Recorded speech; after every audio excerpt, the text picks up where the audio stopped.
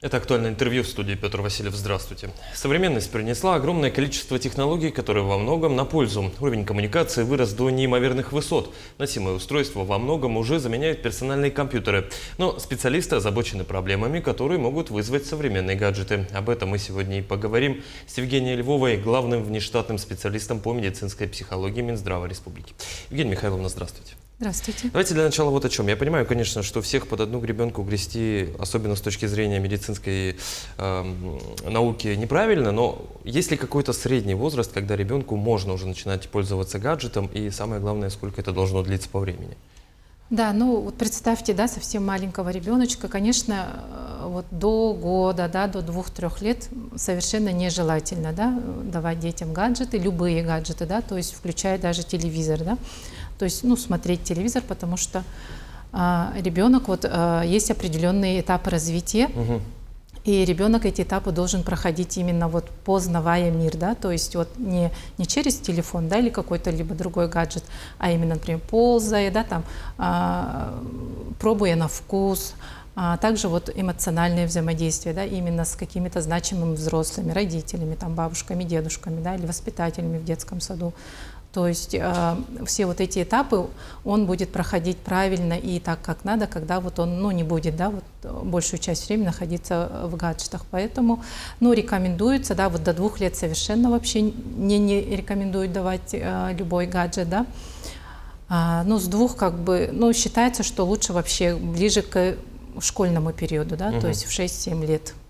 И по времени, то есть если вот после 2 лет все-таки никак мы не можем обойтись без гаджетов, да, то не более часа, да, и, соответственно, с перерывами.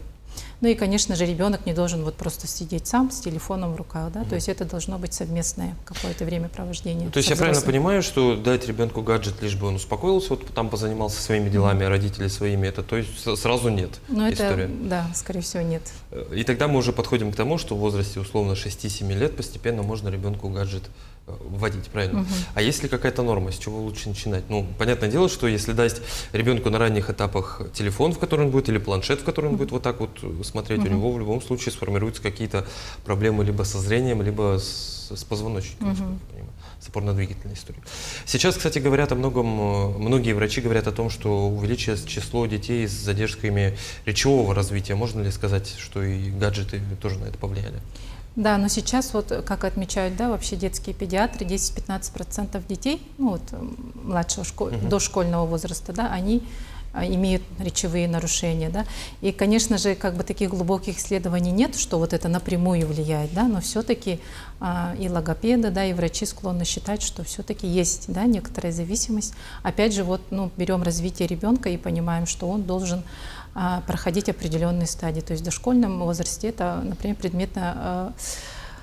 предметно-манипулятивная игра, да, и ролевая игра, то есть когда он чуть постарше становится, да, но когда вот ребеночек в гаджете, да, он, соответственно, не общается, не разговаривает, да, не налаживает какие-то контакты, эмоционально он тоже не развивается, да, и вот когда даже мелкая моторика не развивается, то есть ребенок мало двигается, да, соответственно, и большая, и мелкая моторика не развиваются, да. То есть там еще и набор веса, да, может быть? Да, и это тоже в том числе, да.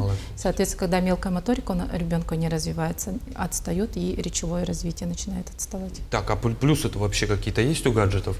Что-то мы все плохому, задержка речевого развития, и, ну, нет контакта со сверстниками, с контактно-бытовой средой нет, еще и вес набирают. Зачем тогда ребенку, в принципе, давать до того, как ребенок может сделать право выбора, этот гаджет? Ну, так как мы живем в современном мире, да, и вот от этих реалий нам никуда не уйти, от реалий того, что, ну, технологии, да, очень быстро все равно входят в нашу жизнь, поэтому, да, вот как бы вообще делятся на 2 мнения, да, 2 лагеря. Есть люди, которые говорят, что да, детям нужно пользоваться гаджетами, начинать уметь пользоваться, да, и, ну, в общем, что это необходимо.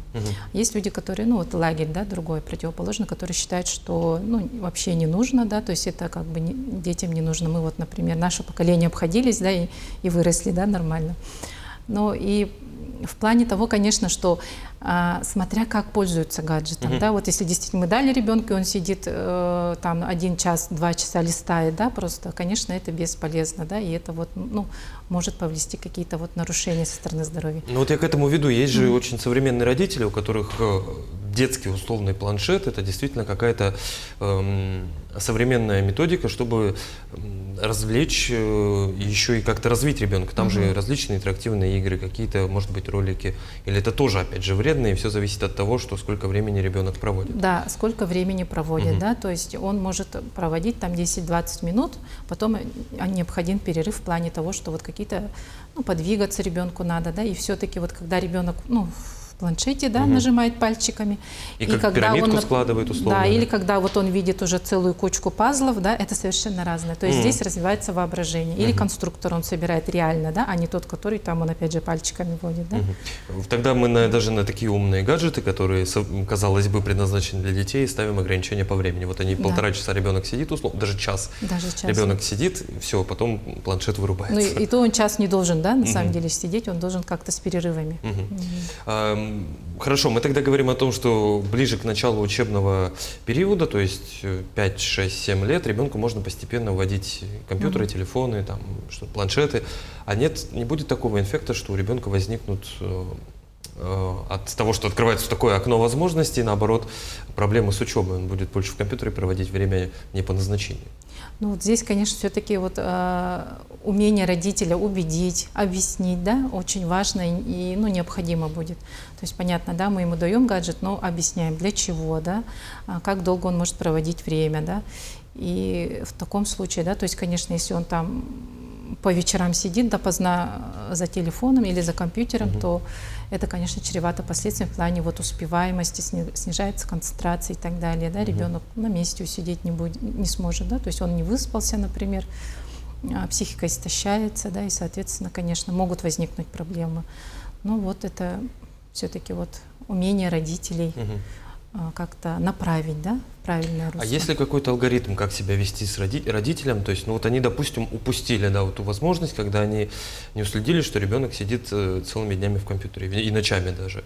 Просто забрать шнур от системника или какую-то работу провести с ребенком? Нет, ну воспитательно? Да, конечно, нужно работу проводить, и это будет такая уже, ну, более-менее кропотливая работа, да, то есть желательно, конечно, не допускать, да, того, чтобы ребенок, ну, стал зависимым от гаджетов, да, но раз уже это произошло, тут тоже руки не стоит опускать, да, ну, постепенно, последовательно, да, то есть родители должны между собой сначала договориться, да, какие мы требования предъявляем, какие мы ограничения ставим, да, например, вот в использовании гаджетов.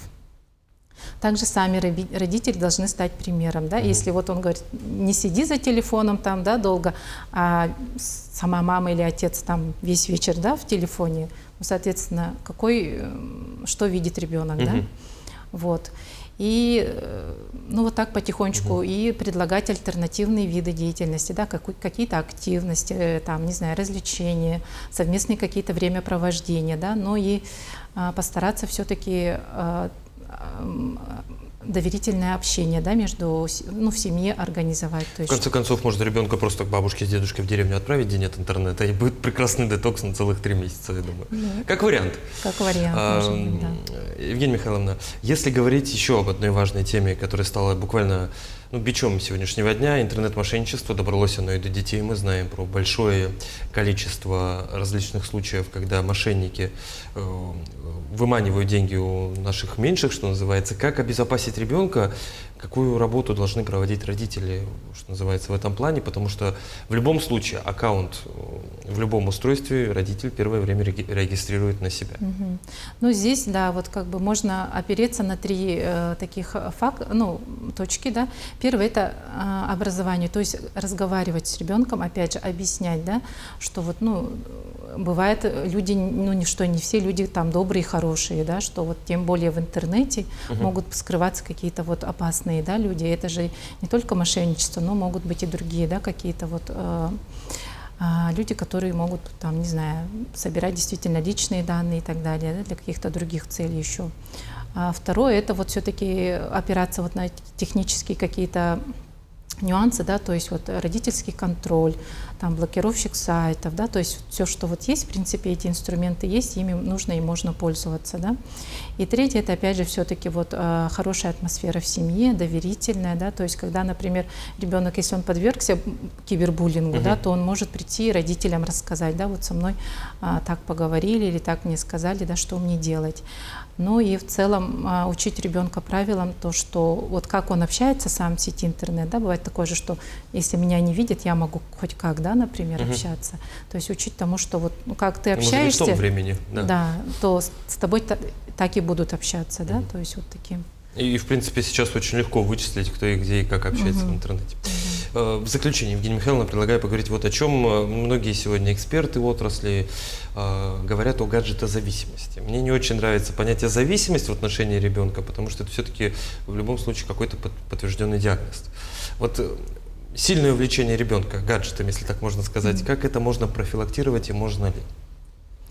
Ну вот можно, да, то есть опять же добавлю, что вот разговаривать с ним, да, открытый разговор. Если же вот ребенок находится в гаджетах, да, то есть тоже начать интересоваться, ну, хотя бы, да, для начала, чтобы начать разговор, посмотреть, чем он интересуется, да, может быть, предложить какую-то альтернативу, да, там, познавательные какие-то же передачи тоже есть, да, в интернете можно найти, например, да, то есть переключить интерес, добавить активностей, опять же, свой пример, да, показать, что вот я, например, да, ну, не использую, да, весь вечер, там, не сижу в интернете, да, к примеру, родители могут общаться с ребенком доверительно, да, обсуждать, объяснять, почему это вредно, почему нельзя, да, так вот везде. То есть, вот, ну, это на самом деле, конечно, как бы, может быть, и родителям как бы дополнительная нагрузка, но оно того стоит. Как будто ребенок. Да, это ваш Значит, ребенок. дополнительная нагрузка.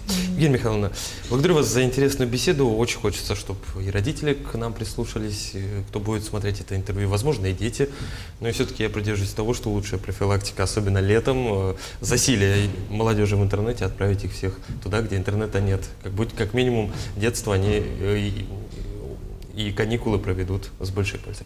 Спасибо, что пришли к нам в студию. Спасибо. Это было актуальное интервью. До встречи.